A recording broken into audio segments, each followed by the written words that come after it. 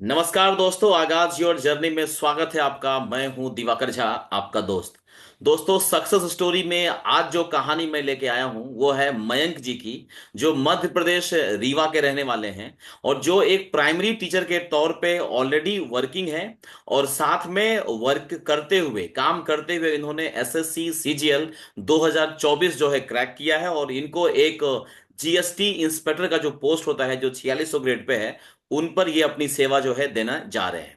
तो चलिए हम लोग जो है बातें करते हैं उनकी सक्सेस स्टोरी की, क्या क्या उन्होंने किया है, कैसे कैसे मोटिवेशन मिला है, कैसे डिमोटिवेट हुए तो उस समय क्या किया, फैमिली बैकग्राउंड क्या है, घर में कौन कौन है, ये तमाम तरह की बातें हम लोग उनसे पूछते हैं। मयंक जी, आपका बहुत बहुत स्वागत है आगाज योर जर्नी पे। Thank you sir. Thank you invite करने के लिए। थैंक यू मयंक जी। मयंक जी, आपके बारे में थोड़ा एक ब्रीफ इंट्रोडक्शन दीजिएगा, आपका नाम, पापा का नाम, घर कहाँ है, उस तमाम तरह की बातें। जी। जी सर। सर जैसा आपने बताया, मेरा नाम मयंक सिंह है। मैं रीवा मध्य प्रदेश से बिलोंग करता हूँ। सर मेरे पापा का नाम जय बहादुर सिंह है और वो फार्मर है। घर में मेरी फैमिली में मेरी मम्मी है और मेरी एक छोटी बहन है। और सर मैंने अपनी जो एजुकेशनल क्वालिफिकेशन है 2016 में मेरा 12th कंप्लीट हुआ था। उसके बाद मैंने एक साल का ड्रॉप लिया था आईआईटी कोचिंग के लिए, उसके लिए मैं कोटा गया था। लेकिन फिर आईआईटी में सिलेक्शन नहीं हुआ। फिर उसके बाद मैंने सोचा बीएससी कर लेता हूँ, क्योंकि वहाँ से थोड़ा सा टीचिंग पे रुझान हुआ। तो इसलिए मैंने सोचा था बीएससी कर लूँ। फिर 2017 से 2020 तक मेरी बीएससी चली।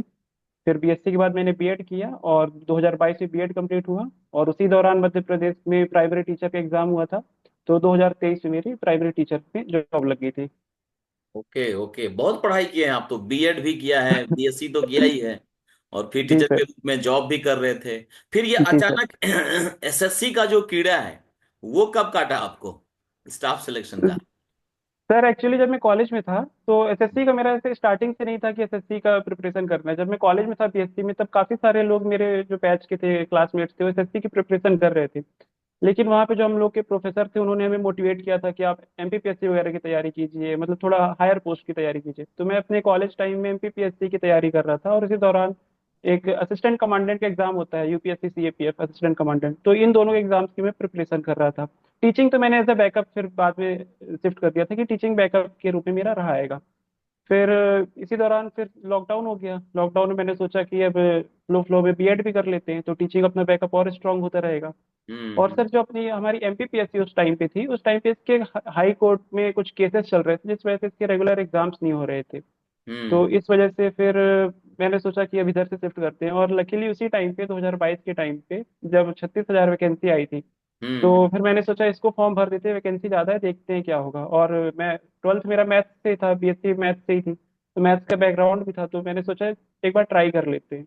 तो मैंने 2022 वाले सीजीएल में अटेम्प्ट किया था। उसमें कुछ खास प्रिपरेशन मैंने, मतलब उतनी डेडिकेटेड प्रिपरेशन नहीं की थी 2022 वाले में। हम्म लेकिन लकीली मेरा उसमें पोस्टल असिस्टेंट पोस्ट पे हुआ था, 20,000 कुछ रैंक थी।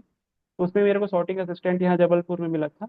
लेकिन हम्म उस टाइम तक मैं ऑलरेडी प्राइमरी टीचर में वर्किंग था और घर के पास में ही थी जॉब, तो फिर मैंने उसको ज्वाइन नहीं किया था। और फिर 2023 से जो है, 2023 में फिर क्या हुआ उसकी कहानी नहीं बताया? सर हाँ सर, 2022 में जब मेरा सिलेक्शन हुआ, तब फिर मेरे को थोड़ा सा एक वो कहते हैं ना, आशा की किरण मिली कि हम्म हाँ ये भी डुएबल है, ये भी अचीव किया जा सकता है। और जब थोड़ा सा कहीं सक्सेस मिलती है तो लोगों से रिकॉग्निशन मिलता है, तो वो भी थोड़ा सा अट्रैक्ट किया मेरे को, हाँ ट्राई किया जा सकता है। फिर हम्म मैंने 2023 से डेडिकेटेड प्रिपरेशन स्टार्ट की। लेकिन फिर 2023 में जो प्री हुआ था मेरा, उसमें सिलेक्शन नहीं हुआ था प्री में। हम्म तो प्री मेरा नहीं हुआ था। फिर उसके बाद 3-4 महीने काफी डिमोटिवेटेड रहा, दुखी रहा। फिर उसके बाद में आईबी का एग्जाम आया था, तो आईबी के एग्जाम से फिर से फ्लो स्टार्ट हुआ कि प्रिपरेशन का। तो हम्म उसके बाद में फिर सर स्टार्ट ही रही प्रिपरेशन, 24 में हो गया लकीली। 24 में हो गया? नहीं, जी लकली सर। तो नहीं होता है, बहुत पापड़ बेलना पड़ा होगा। नहीं इवन सर, इस अभी। बार वाला जो सीजीएल है, आप खुद ही देख रहे हैं कैसे कैसे स्कैम चल रहे हैं। मतलब बातें सुनने में आ रही है, स्कैम कहना तो ठीक नहीं है अभी से, लेकिन पर कैसी कैसी बातें सुनने में आ रही है, तो उस हाँ, बेसिस पे तो लकीली तो कहना इस है। मामले में कह सकते हैं कि लकी रहे।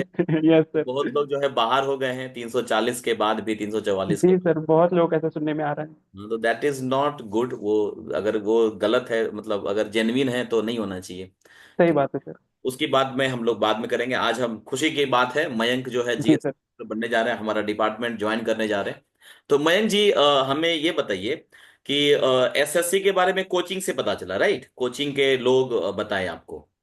हाँ सर, एक्चुअली मैं कॉलेज टाइम से मेरे को आइडिया था एसएससी का कुछ एग्जाम होता है, लेकिन मैं उसमें मतलब डेडिकेटेड डेडिकेटेड नहीं था कि मेरे को वो करना है, मैंने सोचा नहीं था ऐसे। वो तो 2022 में जब इतनी ज्यादा वैकेंसी आई थी और उस टाइम इसके पे लिए जॉब मेरी इसके लिए लगी नहीं थी, तो फिर मैंने हम्म। सोचा चलो इसको भी दे तो लेते हैं। उसका जो जैसे आपने डिसाइड कर लिया कि मयंक को अब एसएससी करना है, तो मयंक ने सबसे पहले क्या काम किया मतलब एसएससी की तैयारी के लिए? सर सबसे पहले तो जो मेरा जीएस था, जीएस तो मेरा स्ट्रांग ऑलरेडी था, और 2022 से पैटर्न भी चेंज हो गया था। हम्म। जीएस भी मेंस में आने लगा था, तो जीएस तो करेक्ट। मेरा रेडी था। हम्म फिर जो मैथ्स तो हो गया, और इंग्लिश मीडियम से बैकग्राउंड से था, तो इंग्लिश मेरा ठीक ठाक था। जो मैथ्स और रीजनिंग था, मेरे को बेसिकली वही कवर करना था। तो सर मैथ्स के लिए मैंने अभिनय शर्मा सर हैं, हम्म। उनको फॉलो किया था। और एक पवन राव सर हैं, उनको फॉलो हम्म। किया था। इन दो टीचरों को मैंने स्पेशली फॉलो किया था। और बाकी जो टॉपिक्स नहीं समझ में आते थे, कुछ और छोटे छोटे टॉपिक, जैसे गगन प्रताप सर के मैंने 2-3 टॉपिक देखे थे। रेस वाले कंसेप्ट हो गए, कुछ कुछ टॉपिक्स हम्म। अदर टीचर्स से किया था। तो सारा कुछ आप यूट्यूब से ही कर लिए थे, राइट? यस सर, मैंने कोई कोचिंग नहीं की थी, और यूट्यूब उनका से ही। पेड बैच लिया था या कि फ्री का कंटेंट से हो गया? सर 2022 और 23 में जब मैंने प्रिपरेशन की थी, तब मैंने सारा फ्री कंटेंट से ही किया था, यूट्यूब में से जो भी कंटेंट अवेलेबल है। हम्म। 2024 में सर मैंने एक टीचर के मैथ्स का कोर्स लिया था, मैं नाम नहीं लेना चाहूंगा, बिल्कुल क्योंकि बिल्कुल। मतलब मेरे को उतना यूजफुल नहीं लगा मेरे को।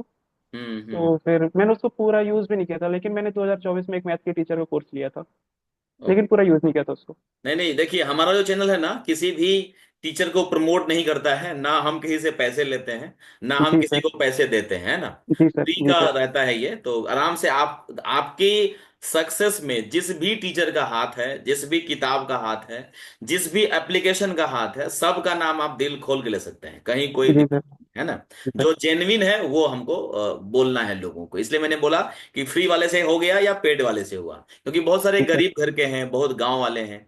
इवन आप खुद किसान का लड़का हैं आप। तो हम लोगों के पास ना उतना पैसा नहीं होता है कि हम पे कर पाए। तो कुछ बच्चे ये इसलिए भी तैयारी नहीं कर पाते हैं कि कोचिंग का पैसा तो है नहीं, और बिना कोचिंग के होगा नहीं। तो उनके लिए एक मैसेज जाएगा कि हम यूट्यूब से भी और फ्री के कंटेंट से भी एसएससी की तैयारी कर सकते हैं। चलिए यस सर। मयंक जी, नेक्स्ट मुझे बताइए कि अगर हम चारों सेक्शन की बात कर लें, तो क्या क्या आपने किया था और क्या क्या आप चाहेंगे एसएससी सीजीएल 2025 का जो एस्पिरेंट है उनको करना चाहिए। शुरुआत करते हैं मैथ से। मैथ में क्या क्या आपने किया था और क्या क्या करने का संदेश आप देना चाहेंगे? सर मैथ्स में जैसे कोई बिगनर है, मतलब जिसका एक बहुत ही मैं वीक बैकग्राउंड मान के चलता हूँ, हम्म क्योंकि स्ट्रॉन्ग बैकग्राउंड वाला तो जैसे तैसे कवर कर ही लेगा, लेकिन जो वीक बैकग्राउंड है, उसको पहले सबसे जो अपने बेसिक कंसेप्ट होते हैं, मैथ्स के बेसिक बेसिक चैप्टर्स होते हैं, अरिथमेटिक के, परसेंटेज, रेशियो एंड प्रोपोर्शन, इन सभी को सबसे पहले स्ट्रॉन्ग करना चाहिए। उनके वीडियोस देखिए, यदि आपके पास यूट्यूब में ऑलरेडी इतना फ्री कंटेंट अवेलेबल है। जो भी टीचर से आपकी बॉन्डिंग बने, सभी टीचर अच्छा पढ़ाते हैं, लेकिन पर ये आपकी पर आपको किसका अच्छा समझ में आता है। तो जिस भी टीचर को आपको समझ में आता है, सबसे पहले आप उनके बेसिक बेसिक जो लेक्चर है आप उन्हें कवर करें। उसके बाद आप प्रीवियस ईयर क्वेश्चंस को सॉल्व करें, कम से कम 2 बार तो जरूरी करें प्रीवियस ईयर क्वेश्चंस को। और उसके बाद आप मॉक टेस्ट की ओर शिफ्ट करें, या यदि इसमें आपके पास में टाइम इसमें कम कोई है। बुक आप रेकमेंड करना चाहेंगे? बुक स्टार्टिंग में कौन सा बुक लें? सर किरण एसएससी की जो बुक आती है, किरण पब्लिकेशन की, वो काफ़ी अच्छी बुक है, और पिनेकल की भी आती है। लेकिन किरण एसएससी में एक बेनिफिट ये है कि उसमें वो टाइप वाइज सेग्रीगेट कर देते हैं, हर चैप्टर में भी टाइप वाइज सेग्रीगेट कर देते हैं। जैसे हम्म परसेंटेज में भी जो हमारे 7-8 टाइप्स के क्वेश्चंस आते हैं, वो भी हम्म सेग्रीगेटेड है, तो वो ज़्यादा हेल्पफुल है आई थिंक किरण एसएससी। मतलब किरण का जो मैथ्स का बुक है दोस्तों, वो मयंक ने पढ़ा है, वो आप भी पढ़ेंगे तो आप भी मयंक की तरह आगाज जो जर्नी पर इंटरव्यू देने के लिए आ सकते हैं, है ना। तो और उसके अलावा प्रीवियस ईयर का जो क्वेश्चन है 3-4 साल का, वो करना है, करेक्ट मयंक? जी सर। ठीक है, कोई ऐसा कोई साइट मैथ के लिए जो आप रेकमेंड करना चाहेंगे, किसी चैनल, किसी कोई टीचर? सर टीचर की यदि मैं बात करूँ तो अभिनय शर्मा सर से मैंने पढ़ा था, तो मैं सबसे पहले तो उन्हीं को रिकमेंड करना चाहूंगा। उसके हम्म बाद गगन प्रताप सर से भी मैंने कुछ कंसेप्ट पढ़े थे, वो भी काफ़ी अच्छे टीचर है, मेरे दोस्त तो इनफैक्ट उन्हीं से पढ़ते हैं। तो हम्म। गगन प्रताप सर हैं, एक पवन राव सर हैं, वो भी काफ़ी अच्छा सर समझाते हैं एकदम बेसिक से। आदित्य रंजन सर, सभी टीचर भी अच्छे हैं, बस ये आपके ऊपर है कि आपको आपकी हाँ, बॉन्डिंग किनसे? किससे अच्छी बनती है, बिल्कुल, किनसे आप किनसे कनेक्ट कर कनेक्ट? पाते हैं। बिल्कुल बाकी बिल्कुल। सभी टीचर्स भी अच्छे हैं। Okay okay. तो मैथ में यही सब करना है, करेक्ट? यस चलिए सर। अब चलते हैं रीजनिंग। रीजनिंग में आपने क्या सब किया था? सर रीजनिंग में सबसे पहले मैंने जब प्रीवियस ईयर क्वेश्चंस देखे, तो रीजनिंग में इतना ज़्यादा वास्ट सिलेबस है नहीं। ज़्यादातर जो चीज़ें रहती हैं आप वो खुद से भी कर सकते हैं, थोड़ा बहुत भी जब आप प्रीवियस ईयर क्वेश्चन देखेंगे, प्रैक्टिस करेंगे, तो मेजोरिटी ऑफ द टॉपिक्स आप खुद से भी कवर कर सकते हैं। हम्म। लेकिन फिर भी कुछ टॉपिक्स होते हैं जहाँ पर आपको थोड़ा सा देखने पड़ते हैं, जैसे डाइस के आपको पैटर्न कैसे जल्दी सॉल्व करने, नंबर सीरीज। तो उसके लिए हम्म। आप यूट्यूब पे किसी मतलब डायरेक्ट आप टॉपिक ही सर्च कर देंगे तो काफी सारे टीचर्स आ जाते हैं, आप किसी से भी पढ़ लीजिए। मैंने विक्रमजीत सर से पढ़ा था रीजनिंग का, यदि मैं नाम की यदि बात करूँ तो विक्रमजीत सर हम्म। से। और जो नंबर सीरीज और नंबर पैटर्न्स वाले आते हैं उसके लिए मैंने जो बैंकिंग के वीडियोस रहते हैं, क्योंकि हम्म। बैंकिंग में नंबर सीरीज ज्यादा आती है तो वहाँ पे ज्यादा हमें पैटर्न्स देखने के लिए मिल जाते हैं, टाइप्स ऑफ क्वेश्चंस, तो मैंने वहाँ के टीचरों से पढ़ा था बैंकिंग की हम्म। नंबर सीरीज के लिए। मतलब रीजनिंग पूरी तरह से आप यूट्यूब के ऊपर ही डिपेंडेंट थे। यस इसमें सर। कोई बुक्स का कोई रोल था या करना चाहिए बुक्स? नहीं सर, पर्सनली मैंने तो यूज नहीं किया था क्योंकि मॉक टेस्ट में ही हमें इतना मिल जाता है कंटेंट, तो रीजनिंग के लिए मैंने तो कोई बुक रिकमेंड नहीं यूज की थी। कोई बुक नहीं रेकमेंड करना चाहेंगे, ठीक है। Yes sir. इंग्लिश कैसा था आपका और कैसे तैयारी की है इंग्लिश का? सर इंग्लिश का सीन ऐसा था कि मैं इंग्लिश मीडियम बैकग्राउंड से था, तो जो पैसेज वगैरह रहते हैं उसमें तो कुछ दिक्कत आ नहीं रही थी। हम्म। मेरी ग्रामर वीक थी, इंग्लिश मीडियम वालों की आई थिंक ग्रामर वीक ही रहती है क्योंकि उन्हें वो तुक्के पे चलते हैं, हाँ ये सुनने में अच्छा लग रहा है ये सही होगा करेक्ट, ये करेक्ट। रीड करने में सही लग रहा है ये सही होगा, तो पहले मेरा यही हाल था। फिर उसके बाद मैंने नीतू सिंह मैम की जो बुक है, मैंने उसको जो यूज किया था। और सर मेरे को लकीली टेलीग्राम पे उनके वीडियोस मिल गए थे, फ्री वीडियोस। हम्म। तो यदि नीतू मैम सुन रही तो सॉरी मैम, मैंने आपके फ्री वीडियोस यूज किए टेलीग्राम पे मेरे को उनके कोर्स मिल गए थे तो मैंने उसको यूज कर लिया था टेलीग्राम से ही वेरी गुड, वेरी गुड। तो नीतू मैम को श्रेय देना चाहेंगे इंग्लिश की जी सर। के लिए? जी मयंक जी जी। सर, पूरा श्रेय इंग्लिश का नीतू मैम को ही जाएगा। नीतू मैम को जाएगा, नहीं बहुत जी बढ़िया। सर। नेक्स्ट है और सबसे इम्पोर्टेंट है, वो है जीके का सेगमेंट।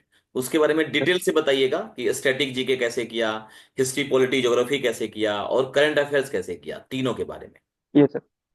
सर जीके का ऐसा रहा कि जब मैं कॉलेज में था, अपनी बीएससी कर रहा था, तब उस टाइम पे मैं एमपीपीएससी की प्रिपरेशन कर रहा था, तो उस टाइम पे मैंने जीएस को डिटेल में पहले ही पढ़ रखा था, एसएससी के पर्पज से नहीं, एमपीपीएससी वगैरह के पर्पज से। हम्म। तो यदि मैं इसके सोर्सेज की बात करूं, जैसे आपने सब्जेक्ट वाइज पूछा, तो पॉलिटी के यदि हम स्टार्ट करें तो पॉलिटी के लिए मैंने लक्ष्मीकांत पढ़ी थी एमपीपीएससी के लिए, तो वो मेरी यहाँ पर हेल्प की। हम्म। फिर उसके बाद मैंने मॉडर्न हिस्ट्री के लिए पढ़ा था स्पेक्ट्रम, हम्म। तो स्पेक्ट्रम को मैंने मॉडर्न हिस्ट्री के लिए यूज़ किया। एंशियंट हिस्ट्री के लिए जो हमारी ओल्ड एनसीईआरटीज आती थी उनको पढ़ा था। हम्म। और जो मेडिवल हिस्ट्री काफ़ी समझ में नहीं आती थी तो उसको मैंने केवल लूसेंट से पढ़ा था, लूसेंट में जितना कंटेंट अवेलेबल है। और हम्म। इन सब के रिवीजन के लिए मैंने लूसेंट को भी यूज़ किया था। ज्योग्राफी की बात करें तो ज्योग्राफी में जो हमारी एनसीईआरटीज हैं 6th से लेकर के 12th तक की, उन्हें यूज़ किया था। 12th की एक आध बुक काम की नहीं है, जो वर्ल्ड ज्योग्राफी वाली उतनी काम की नहीं है, बाकी जो हमारी इंडियन ज्योग्राफी है वो काफ़ी काम की है, तो ज्योग्राफी के लिए मैंने उसको यूज़ किया था। इकोनॉमी के लिए सर जो एक मृणाल सर हैं यूपीएससी के लिए पढ़ाते हैं, तो जब मैं एमपीपीएससी की प्रिपरेशन कर रहा था तो उनको यूज़ किया था। और सर स्टैटिक के लिए बात करें तो स्टैटिक के लिए परमार सर हैं एक यूट्यूब पे, जीएस हम्म। पढ़ाते हैं, हम्म। उनको मैंने यूज़ किया था। और इन सभी का जब मैंने वही 2024 वाले अटेम्प्ट में, हम्म। मतलब इन सभी को कम समय में कैसे कवर करें, तो परमार सर के कुछ जो नोट्स टेलीग्राम पे अवेलेबल, मैंने उनको यूज़ कर लिया था, बाकी मैंने खुद से जो नोट्स बनाए थे वो तो मेरे काम किए थे। ओके, बहुत जी सर। डिटेल में आपने जीके जीएस सुना है, मतलब बहुत जबरदस्त। तो जीके में बहुत नंबर भी होगा आपका, प्री में कितना था, मेंस में कितना था? सर प्री का तो नहीं याद है, लेकिन इस वाले मेन से मेरा 43 मार्क्स थे और 2022 वाले में 51 मार्क्स थे। इस वाले में कितना बताए? 43। 43? अरे यस वाह, सर। गजब। बहुत बढ़िया, यहाँ तो लोग 5-10 में जो है हथियार डाल दिए हैं और आप फोर्टी हाँ सर, इस थ्री बार वाली थोड़ी सी टफ थी जी, हाँ, करंट अफेयर 43 ज्यादा आ गया था। मतलब, हाँ 43 मतलब हो गया कि आप पूरा डेप्थ वाला जो यूपीएससी की तैयारी आपको इधर काम आ गई, या एमपीएससी की जो तैयारी आपने की थी वो यस सर। आपको यहाँ पर काम आया है। Yes sir. ये रहा जीके जीएस की तैयारी। चलिए, अब हम लोग बात कर लेते हैं कि टीयर 1 की तैयारी कैसे करते हैं, टीयर 2 की तैयारी कैसे करते हैं, उसमें जो है उसके बारे में थोड़ा बताइए कि टीयर 1 के लिए क्या सब किया था आपने। सर जैसे हम पैटर्न देखे थे सीखा और सिलेबस देखे, तो टायर वन और टायर टू दोनों का पैटर्न पैटर्न में अंतर है, बाकी सिलेबस तो सेम ही है। जो चीज़ें हम्म। टायर वन में आनी है वही चीज़ें टायर टू में आनी है। और अब बिल्कुल। तो एसएससी का लेवल भी ऐसा हो गया कि जो लेवल के क्वेश्चन टायर वन में आते हैं वही लेवल के क्वेश्चन टायर टू में आते हैं। तो हम्म। सर मेरा ये मानना है कि आप जब तैयारी करें तब ये ना सोचें कि मैं पहले प्रीलिम्स ही कर लूँ उसके बाद मेंस ही करूँ। मेरा ये मानना है कि आप जो भी कंसेप्ट पढ़ें आप उसको मेंस के हिसाब से ही पढ़ें, आप यही सोचें कि बस यही मेरा फाइनल है। जो हम्म। भी कंसेप्ट आप पढ़े, जो भी टॉपिक पढ़े, आप यही मान के चले कि बस इसी को पढ़ना ही है। इसको आप हम्म। टायर वन टायर टू के हिसाब से ना सेग्रीगेट करें। हाँ मॉक टेस्ट के टाइम पे आप कर सकते हैं, जैसे कि अभी 2025 वाला अप्रैल में ऐसा सुनने के लिए आ रहा है कि अप्रैल में नोटिफिकेशन आ जाएगा, जुलाई में हम्म। एग्जाम होंगे।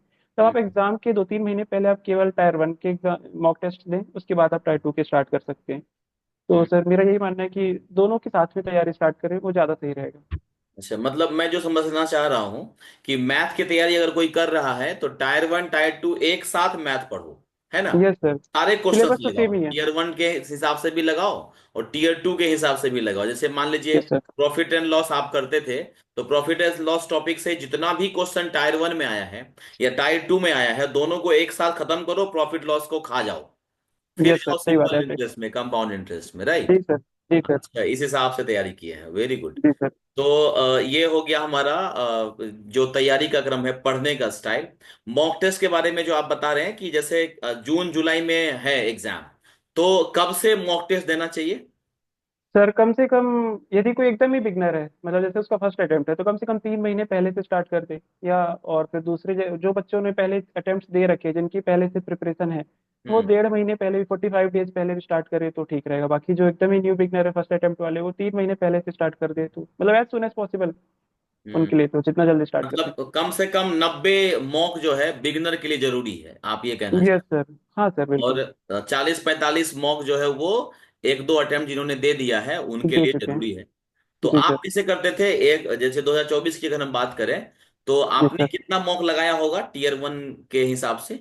सर टीयर 1 में मैंने अप्रॉक्स 50-60 तो लगाए होंगे अच्छा, टीयर 1 में। 60 मॉक लगाए हैं, अरे वाह, 50-60, यस सर, टीयर तो 1 में। सारे मॉक ऑनलाइन थे या ऑफलाइन भी आपने दिया है मॉक? नहीं सर, सारे मॉक्स मैंने ऑनलाइन दिए थे। टेक्स्ट बुक हो गया, टेक्स्ट बुक सोर्स का मैंने यूज़ किया था, टेक्स्ट बुक ऐप का, और ऑलिव बोर्ड का। टायर 1 के लिए मैंने इन दो का यूज़ किया था। और ओके। टायर 2 में मैंने इन दो को यूज़ किया था, साथ में मैंने एक जो RB by Shubham Jain sir है, hmm revolution by education sir, hmm revolution by education, तो हम्म। उनके प्लेटफॉर्म के भी मैंने मॉक्स लगाए थे मेंस के लिए। मेंस के लिए। अच्छा, यस एक सर। चीज जानना चाहेंगे और हम जो बच्चे देख रहे हैं उनके लिए, कि मॉक लगा लिया सपोज और आ गया, स्क्रीन पे दिख रहा है हमारा स्कोर सब कुछ, उसके बाद क्या करते थे, मॉक एनालिसिस कैसे करते थे, उसके बारे में थोड़ा बताइए। सर मैं तो इस मामले में काफ़ी लेजी था, मतलब जैसे आइडियली तो ये होता है कि आपको पूरा उसी टाइप पे ही एनालिसिस करना चाहिए, रिजल्ट देख के कहाँ पे हमारी हम्म मिस्टेक हुई। लेकिन मैं सर थोड़ा सा मैं बात करता था, मतलब क्योंकि वो उसी टाइम पे फेज आउट हो जाता था, है ना सर, मतलब रिजल्ट देख के यदि अच्छा आ गया तो बहुत ज़्यादा मोटिवेटेड फील हो जाना। हम्म यदि रिजल्ट मतलब मॉक में बेकार आ गया तो बहुत ज़्यादा डिमोटिवेट हो जाना, तो मैं तुरंत नहीं करता था।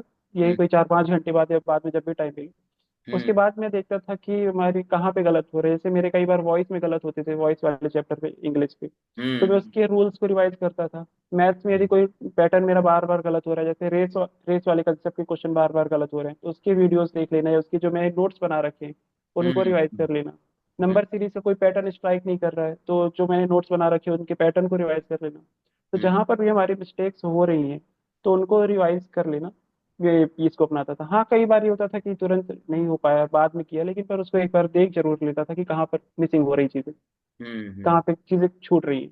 तो अगर आपको याद हो, क्योंकि लोग क्या करते हैं ना, पढ़ने में विश्वास रखते हैं, पढ़ते रहते हैं पढ़ते रहते हैं पढ़ते रहते हैं। इवन मैं भी जो गाइड करता हूँ बच्चों को बोलता हूँ कि पढ़ाई बहुत हो गया, अब मॉक दो, वो सुनते ही नहीं है। जो यस पहला सर। मॉक है वो लगाने में उनकी धड़कनें तेज हो जाती है, और एक बार लगाया, बहुत कम नंबर आया, डिमोटिवेट हो गए, छोड़ दिए, फिर खाली यस सर। पढ़ते रहे, ऐसा करते थे। क्या आपके साथ यस भी सर। ऐसा होता है कि मॉक लगाने का मन नहीं कर रहा है, पढ़ते रहना है? सर ये मॉक नहीं लगाने का मतलब, ये जब हम स्टार्टिंग के फेज में रहते हैं, जब हमारी पूरे कंसेप्ट तैयार नहीं रहते, जब हम प्रॉपर प्रैक्टिस नहीं किए रहते हैं, ये तब हमको डर लगता है। हाँ, लेकिन पर जब हम एक बार मॉक वाली हैबिट में आ जाते हैं, तब फिर रिवाइज करने का मन नहीं करता, तब लगता है कि हमारा तो रिवीजन लगता है मॉक से हो खाली मॉक जाएगा। देते रहो। मॉक देते रहे। तो सर हाँ, वो फेज की एनालिसिस बात रहती है। एनालिसिस करने का मन नहीं करता है, मॉक तो एनालिसिस देखो। करने का, हाँ, बस मॉक दो, नंबर देखो, नंबर आ गया खुश हो जाओ, नंबर गलत आए कोई बात नहीं, अगले में कवर करेंगे। बिल्कुल ऐसा बिल्कुल। चलता है। अच्छा, अगर आपको याद हो, पहला दूसरा जो मॉक आप दिए होंगे तैयारी के क्रम में, कितने नंबर आए थे, मार्क्स और परसेंटाइल कितना था, कुछ याद है? सर परसेंटाइल को तो नहीं याद है, लेकिन 2022 में मैंने जब दिए थे तब 100 के आसपास ही थे, जो पहला दूसरा मॉक रहा 100, होगा। मतलब 200 में 100 नंबर आ गया था आपका? हाँ हाँ। अरे वेरी गुड, वेरी गुड। तो वो दोस्तों सर, अगर, हाँ बोलिए। सर वो एक स्टार्टिंग में ही था, तो जो भी कवर हो जाता तो जीएस और इंग्लिश से कवर हो जाता था, मैथ्स में उतना नहीं बन पाता था तो एकदम रीजनिंग, स्टार्टिंग हाँ। में। हाँ, ओके वो नहीं ओके। बन पाता था, केवल मैथ्स और रीजनिंग से, बिल्कुल सॉरी, इंग्लिश से। दोस्तों, अगर आप में से भी किसी का भी अगर प्रीलिम्स का जो मॉक है उसमें अगर आप 100 नंबर ला रहे हैं या 100 के नीचे हैं, तो आप भी मयंक मयंक की तरह जीएसटी इंस्पेक्टर बन सकते हैं, ऐसा विश्वास आप यहाँ से लेके जा सकते हैं, क्योंकि मयंक जब लगाते थे तो इनका भी 100 नंबर ही आया है स्टार्टिंग के पेज में, है ना। तो फिर यस सर। आपने कौन सा चमत्कार किया कि 100 से जैसे अभी 153 कट ऑफ था, राइट? तो आपका यस टी सर। वन में कितना था? सर मैं 137.5 मेरा रॉ स्कोर था। हाँ, और फिर जब आंसर जब मार्क्स रिलीज हुए तब 144 के समथिंग का शायद, और नॉर्मलाइज होके 156 की समथिंग हो गया था। मतलब जो 156। जो सेकंड हार्डेस्ट शिफ्ट थी वो मेरी ही थी, तो उस वजह से काफी ज्यादा नॉर्मलाइजेशन हो गया था, लेकिन जो वीसी का टॉप था मेरा उससे ज्यादा ही था। Very good. तो क्या चमत्कार किया आपने, कौन सा डमरू बजाया, 100 से सीधा 150 क्रॉस हो गया?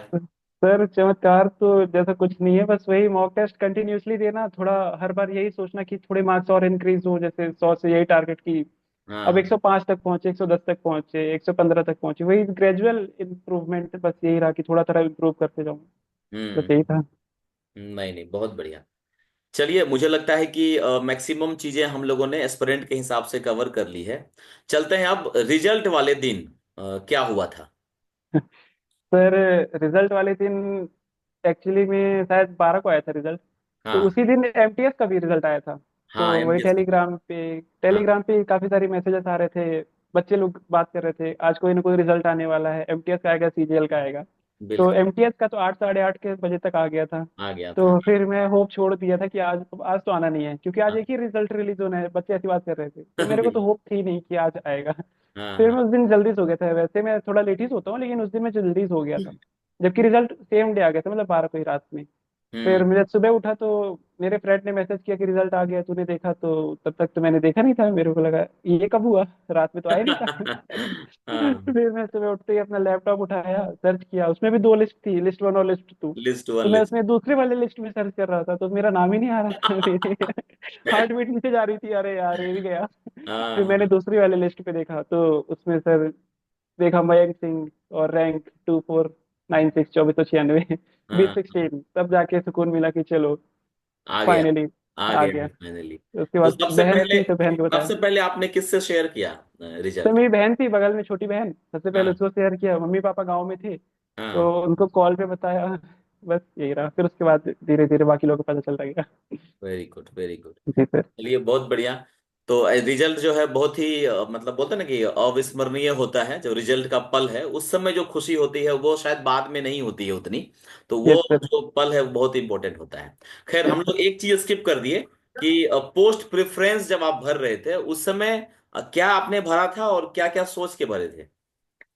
सर पोस्ट प्रेफरेंस भरने से पहले जब हमारे मार्क्स आए थे, तो जब हम रैंक मित्रा और लर्निंग एरा इन सब पे अपने मार्क्स और रैंकिंग चेक कर रहे थे, तब उस टाइम पे मेरा 2000 के समथिंग पे ही नॉर्मलाइज्ड रैंक बता रहा हम्म। था। रैंक मित्रा पे 1800 के समथिंग पे, और लर्निंग एरा पे 2100 के समथिंग पे। तो हम्म। मुझे ये तो मालूम था कि इनकम टैक्स मिलना नहीं है, मतलब मन तो हम्म। इनकम टैक्स से ही था, और यदि हम्म। मिलता भी तो साउथ में मिलता। हम्म। और दिल्ली मेरे को जाना नहीं था। दिल्ली में हम्म। पता नहीं क्यों ऐसा मेरे को लगता है बहुत ज्यादा पॉल्यूशन है, गया तो नहीं हूँ, बस सुना है। हम्म। तो दिल्ली जाना ही नहीं था, तो बचा यही 4600 ग्रेड पे मुझे जीएसटी इंस्पेक्टर ही बची थी, तो इसलिए हम्म। सबसे पहले प्रेफरेंस मैंने जीएसटी इंस्पेक्टर को ही रखा था, उसके बाद इनकम टैक्स, हम्म। और उसके बाद बाकी एसओस वगैरह। अच्छा, तो तो लकीली। पहला पहला चॉइस ही मिल गया आपको। जी सर। जी सर। चलिए, बहुत बढ़िया। अच्छा, ये बताइए, आगाज योर जर्नी दिवाकर झा से कैसे मिले आप, कैसे इस अ, चैनल पे आए? सर वही जब मार्क्स आ गया था मेरा तीन सौ हाँ सत्ताईस मेरे मार्क्स थे 18 शिफ्ट वाली में। हाँ तो हाँ। उसके बाद जब मैं सर्च कर रहा था यही पोस्टों के बारे में, मतलब जीएसटी इंस्पेक्टर वगैरह, तो वहीं पर आपका वीडियो मैंने देखे थे, जोन वाइज एनालिसिस, हम्म। कहाँ किस जोन पे कैसी वर्किंग है, कैसा प्रमोशन है, मुंबई इज कॉलिंग, आपके मैंने सारे वीडियोस देखे, हर जोन की वीडियो देखे हैं। तो वहां पे सर यूट्यूब पे जब मैं सर्च कर रहा था, मतलब यही अपना वर्क कैसा रहता है हाँ जीएसटी इंस्पेक्टर वगैरह, तब सर सर्चिंग के दौरान आपका वीडियो मिला था। आपका बहुत बहुत आभार सर, हाँ। कि आपके ऐसे भी थोड़ा सा ये रहा कि हाँ जीएसटी इंस्पेक्टर लेना मेरा सही डिसीजन है। तो फाइनल हम्म। डिसीजन में आपने भी काफी हेल्प किया आपकी वीडियोस में। Very good, very. इवन हम लोग पोस्ट प्रेफरेंस पे भी बात किए थे, right? Yes sir. Yes sir. Post preference के थ्रू भी हम लोग डिस्कशन किए थे कैसे कैसे जो है यस सर। चाहिए हमारा पोस्ट प्रेफरेंस। खैर, जो फ्यूचर एस्पिरेंट है 2025 वाला, उनके लिए एक लास्ट मैसेज। सर उनके लिए मेरा मैसेज यही है कि आप हार्ड वर्क करते रहिए, आप अपने कंसेप्ट पढ़ते रहिए, चैप्टर्स पढ़ते रहिए, सब्जेक्ट्स पढ़ते रहिए, और एक और चीज़ मैं उन्हें सभी को ये भी कहना चाहूंगा, एक ही एग्जाम पे आप लिमिटेड मत रहिए कि केवल मेरे को सीजीएल बस ही देना है। हम्म। काफी सारे एग्जाम्स होते हैं जिनका सिलेबस आपका मैचिंग है, मतलब सेम सिमिलर रहता है। सीजीएल हो गया, सीएचएसएल हो गया, एमटीएस हो गया। काफी सारे स्टेट्स के एग्जाम होते हैं जो स्टेट गवर्नमेंट कंडक्ट करवाती है, सेंट्रल के भी आते हैं जिनमें थोड़ी कम पोस्टें रहती हैं। सीपीओ का हो गया। तो आप सारे एग्जाम्स दीजिए, जिन जिन में आप एलिजिबल हैं आप सभी एग्जाम्स को दीजिए। सीजीएल के भरोसे पर रहेंगे, कभी कुछ हो जाएगा, कभी टायर वन में कुछ मैटर हो गया, कभी टायर टू में कुछ मैटर हो गया, तो वो फिर लक बेस्ड हो जाएगी। तो बिल्कुल इसलिए मैं यही एडवाइस दूंगा, आप सारे एग्जाम्स दीजिए, हार्डवर्क करते रहिए। मेहनत कभी बेकार नहीं जाती है, इस एग्जाम में नहीं किसी और एग्जाम में आपको रिजल्ट मिलेगा, लेकिन आप मेहनत करते रहिए। बिल्कुल। बिल्कुल एक मैसेज मुझे आया अभी जस्ट इंटरव्यू के दौरान ही, एक बच्चे ने मैसेज किया है कि सर रिजल्ट का जो कट ऑफ है वो देख के डर लग रहा है। तो उस पे क्या बोलना चाहेंगे? एसएससी की तैयारी वो कर रहा है पिछला 7-8 महीने से, और बहुत ही मोटिवेटेड था, अभी पूरी तरह से डिमोटिवेट हो गया है। तो डिमोटिवेशन में आप क्या करते थे और इनको क्या जवाब दिया जाए? सर सबसे पहले तो मैं इसका आंसर दूंगा कि मैं डीमोटिवेशन में क्या करता था। डीमोटिवेशन में जैसे तैयारी चल रही है मेरी, डीमोटिवेटेड मतलब सभी को ऐसे कांस्टेंट फेज में तो रहता नहीं, कभी मोटिवेशन होता है, कभी डीमोटिवेशन होता है। तो जब डीमोटिवेशन वाला फेज आता था तब मैं इस चीज़ को एक्सेप्ट कर लेता था कि हाँ अभी मेरे को थोड़ा सा मूड ऑफ है, अभी एक दो दिन तैयारी रोक देते हैं। तो जो मेरे क्लोज फ्रेंड्स थे, मेरी छोटी बहन, मेरे दोस्त ऋषभ, नीलेश, और भी काफी सारे दोस्त हैं, रोहित, तो इन लोगों ने मेरे इनसे बात करता था, ये मेरे को मोटिवेट करते थे। या थोड़ा आसपास कहीं घूमने चले गए, आसपास की जो भी लोकेशन थे 15-20 किलोमीटर के रेंज पे, तो वहां विजिट कर लिए और थोड़ा सा इनसे बात किया, तो ये लोग मोटिवेट करते थे। अपने मन में जो भी भार रहता था, जो भी टेंशन रहती थी, इनको शेयर करता था, तो इनसे बात करके थोड़ा सा लाइट हो जाता था। पहली चीज तो ये। दूसरी चीज जो आपने कट ऑफ की बात की सर, कट ऑफ तो काफी डराने वाला बिल्कुल है। मतलब पहले जहाँ पे 335 पे लोग अंडर 1000 आते थे, अंडर 1500 आते थे, हम्म। यहाँ तो पोस्ट भी बड़ी मुश्किल से मिल रही हैं। तो हम्म। सर कट ऑफ तो डराने वाला है, लेकिन फिर ठीक है, होप करते हैं अगली बार से चीजें एसएससी में सही हो जाएं, अगली बार से ये सारी दिक्कतें स्टूडेंट्स को, एस्पिरेंट्स को फेस ना करनी पड़े। तो हम्म। उन्हें यही कहूंगा कि आप तैयारी करते रहिए, क्योंकि यही एक हमारे पास में रास्ता है। मिडिल क्लास फैमिली के लिए ज्यादा अपॉर्चुनिटीज रहती नहीं कि बिजनेस कर ले, ये कर ले, वो कर ले। तो बिल्कुल। मैं यही कहूंगा कि आप तैयारी करते रहिए, सभी एग्जाम दीजिए, किसी न किसी में यदि आपने हार्ड वर्क किया है, किसी न किसी में आप जरूर सेलेक्ट होंगे। बिल्कुल। बिल्कुल ये लास्ट लाइन मयंक ने बहुत अच्छा बताया कि आप हार्ड वर्क करिए, कहीं ना कहीं जरूर होगा, क्योंकि ऊपर वाला सब देख रहा है। जी दोस्तों सर। इन्हीं शब्दों के साथ मयंक जी से जो है विदा लेते हैं हम लोग। मयंक जी बहुत बहुत धन्यवाद आपका हमारे चैनल पे आने के लिए। और जो भी दोस्त ही इसको वीडियो को देख रहे हैं उनको अगर ये अच्छा लगा हो, तो मैं अक्सर बोलता नहीं हूं, लेकिन अभी जो चैनल की मालकिन है उन्होंने बोला है कि आप बोलिए, क्योंकि लोग सब्सक्राइब नहीं करते हैं। आप लोग सब्सक्राइब जरूर करिए, क्योंकि मुझे बहुत सारे कमेंट आए कि इस चैनल पे कंटेंट इतना बढ़िया है लेकिन सब्सक्राइबर इतना कम क्यों है। तो मुझे ऐसा लग रहा है कि हमारे चैनल पे ना सब्सक्राइबर जो भी है सब सिलेक्टेड कैंडिडेट का है, जी जो सर। सेलेक्ट नहीं हुआ है वो लोग नहीं, क्योंकि मेरा जो मेन फंडा है वो पोस्ट प्रेफरेंस है, और सही वो बात है। वही आएंगे जिनका सिलेक्शन हुआ है। तो जी सर। दोस्तों अगर आपने ये सक्सेस स्टोरी देखी है, अच्छा लगा है, तो जरूर आपको ये दोस्तों में शेयर करिएगा, और अच्छा लगा हो तो लाइक का बटन भी जरूर दबाइएगा। मयंक जी बहुत बहुत धन्यवाद, थैंक यू वेरी मच। धन्यवाद सर इनवाइट करने के लिए। जी सर।